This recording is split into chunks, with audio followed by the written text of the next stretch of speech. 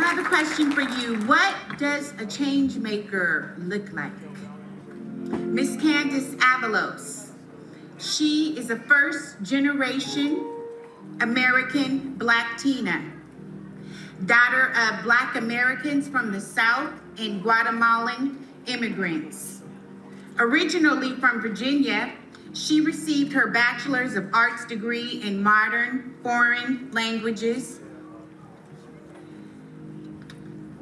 with a focus on Spanish and Italian, and a Master of Education degree in College Student Personnel Administration from James Madison University.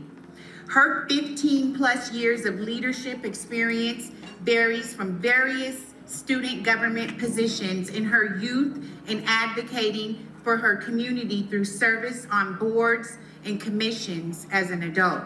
She has a passion for education, starting her professional career teaching English as a second language in K through 12, and a drive for getting others involved in extracurricular activities to promote leadership growth.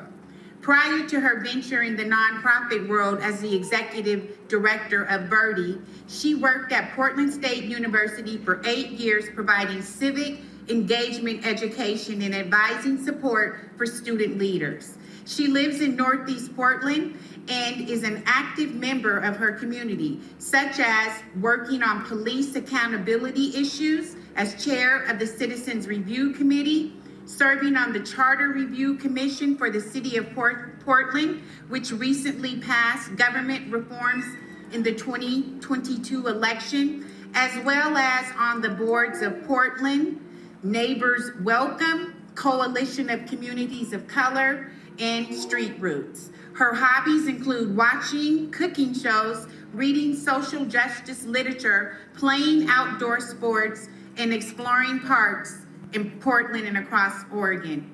So without further ado, ladies and gentlemen, boys and girls, Candace Avalos, and please hold your applause until she completes her speech. Thank you, Candace. Thank you. Good afternoon. Thank you so much to the World Arts Foundation and to Highland Christian Center for this celebration. To be recognized on one of the most important days of the year for the Black community is truly humbling, and it's with great gratitude that I accept this award and value the significance that it holds. In my public school education, I was taught an incomplete picture of Martin Luther King Jr. I first learned about him through his I Have a Dream speech. However, I was not told the whole speech, similar to how I was fed bits and pieces about this monumental man that served the purpose of that predominantly white suburb in Northern Virginia. Instead of using his words to empower, they too often are used to silence Black voices, my voice. Don't speak about that issue, they would say. Dr. King's message is only about peace and unity. It's true that his message of love was a cornerstone of his leadership, but that is not the only thing he said. In his own words, America has given its colored people a bad check, a check that has come back marked insufficient funds. Even all these years later, Black people still can't cash that check.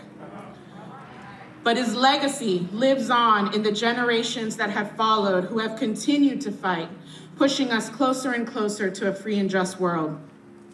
Today, the Black Lives Matter movement that has galvanized my generation is a manifestation of the movement Dr. King led over 60 years ago.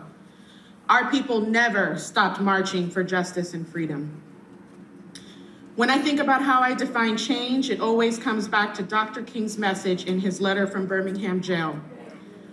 He spoke about the greatest obstacles to our freedom are those more devoted to order than to justice, who prefer a negative peace, the absence of tension, over a positive peace, which is the presence of justice. Those who say they agree with the goals we seek, but not our methods of direct action. A city that prides itself on progress like Portland, Oregon, these words hit hard. This city constantly shows us that convenience and harmony are much more desirable than true transformative change. Change can only happen when we reject what is for what could be. Change does not live in a place of comfort, but in the beauty of imagination. There is no change without tension, without uncertainty. Change is active and not passive.